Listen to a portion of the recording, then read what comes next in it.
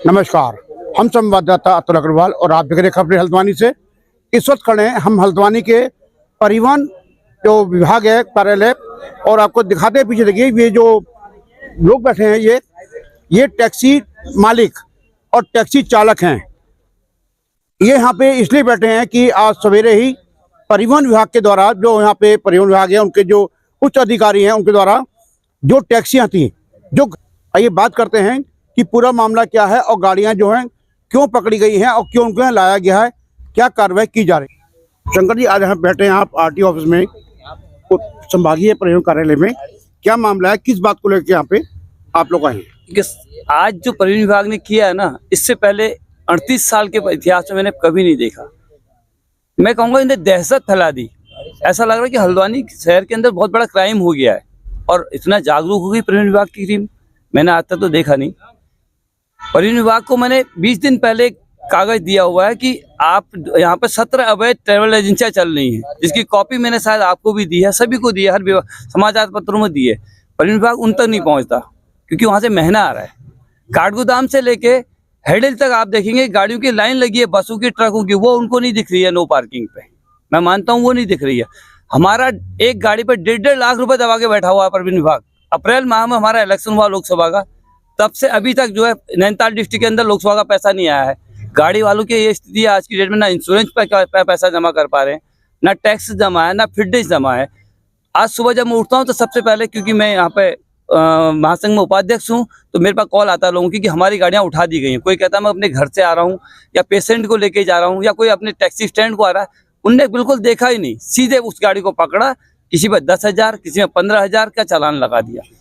जब मुझे मालूम पड़ा, मैं सीधे संभागीय परिवहन अधिकारी के ऑफिस में गया, मैंने उनसे वार्ता की। तो मैंने उनको बोला, सर अगर कोई व्यक्ति, अगर किसी का डीएल में प्रॉब्लम है, डीएल नहीं है, फिटनेस नहीं है, इंश्योरेंस खत्म है, आप उसका टैक्स कीजिए, तो मैं उसका चालान कीजिए। लेकिन जो गाड़ी पूरे कागजात उसकी कंप्लीट है, नियम, तो आप नियम को फॉलो कर रही, तो आप उस गाड़ी को क्यों उठा के लेके आए? और उनने यहाँ पे आने के बाद जो है चालान किया है, लड़कों का ऑनलाइन चालान किया है।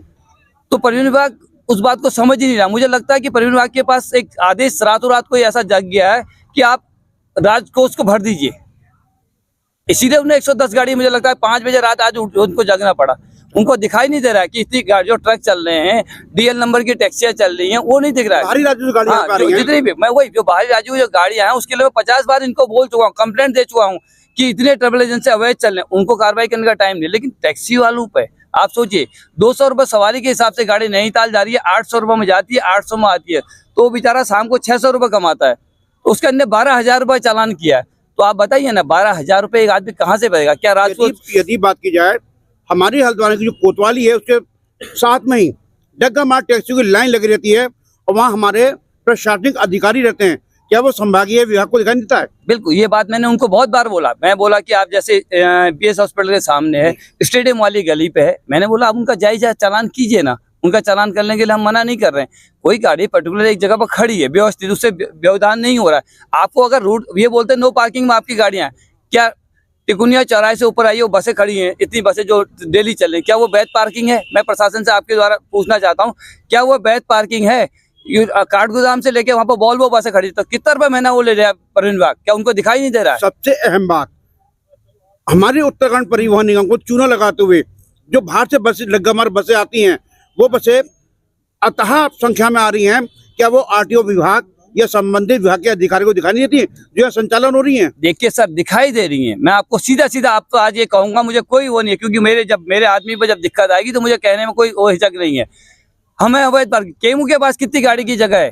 3 गाड़ी की परमिशन है। क्या आप देखिए ना, वहाँ पर क्या 3 गाड़ियाँ डेली खड़ी हो रही हैं?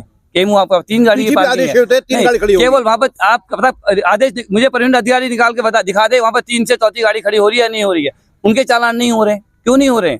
वहाँ पे एक राजस्व की वो संपत्ति है जहाँ पे पटवारी जी बैठते हैं, वहाँ इतनी गाड़ियां लगी रहती हैं कि आम आदमी निकल नहीं सकता है। वही मैं कह रहा हूँ कि ये क्यों परिवहन विभाग को केवल टैक्सी दिख रही, जो टैक्सी चालक, आपने उनका 2-2, 4-4 लाख रुपए दबा के रखा हुआ है परिवहन विभाग ने। मैं परिवहन विभाग को इसलिए दोषी मान रहा हूँ कि हम जब हम गाड़ी रोड पर लेके जाते हैं, चुनाव अभी विधानसभा का चुनाव आएगा, नगर निकाय का चुनाव आएगा, हमारी गाड़ियां जबरदस्ती उठा लेते हैं।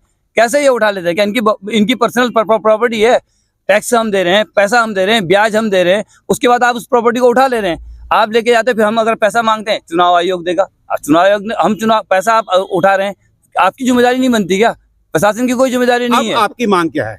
हमारी जो जिन गाड़ियों के पूरे कागज कंप्लीट हैं और उनकी कोई गलती नहीं है, ऑनलाइन चालान हुआ है, मेरी संभागीय प्रबंध अधिकारी से वार्ता हुई है, मैंने उनको बोला जिनकी जिन पर डीएल खत्म है या जिनका मतलब कागजी संबंधी कोई कमी है उसको आप चालान कीजिए, लेकिन जो गाड़ियां आप अवैध तरीके से उठा के लाए हैं, मैं अवैध बोलूंगा उनको, जो उठा के लाए उनको तुरंत वो जो है ऑनलाइन चालान आप उनको किया उसको कैंसिल कीजिए या कुछ भी कीजिए, हम उसका 1 रुपया नहीं देंगे। अगर आज शाम तक हमारा ये जो चालान जितने इनके द्वारा किए गए हैं अगर इनको ये कैंसिल नहीं करते हैं, हम कुमाऊं कमिश्नर से बात करते हैं, परवीन आयुक्त से बात करूंगा, परवीन सचिव से हम लोग बात कर रहे हैं, हमारी पूरी जो कुमाऊं महासंघ की टीम वो बात कर रही है। अगर इस पर निर्णय नहीं होता है तो कल का दिन छोड़ के शायद हम परसों से पूरा कुमाऊं बंद कर देंगे। इसकी पूर्ण जिम्मेदारी जो है प्रशासन की होगी और प्रशासन अधिकारी होगी। मैं कहूँगा कि परवीन अधिकारी हल्द्वानी की होगी, परवीन विभाग हल्द्वानी को हम लोग, मैं विशेष रूप से जाके अनुरोध कर चुका हूँ, अगर वो नहीं करता तो इसके जिम्मेदार हल्द्वानी परवीन अधिकारी होंगे, क्योंकि उन्हें 11 आदमी की टीम उतारी हल्द्वानी शहर पर, क्यों उसका जवाब वो देंगे।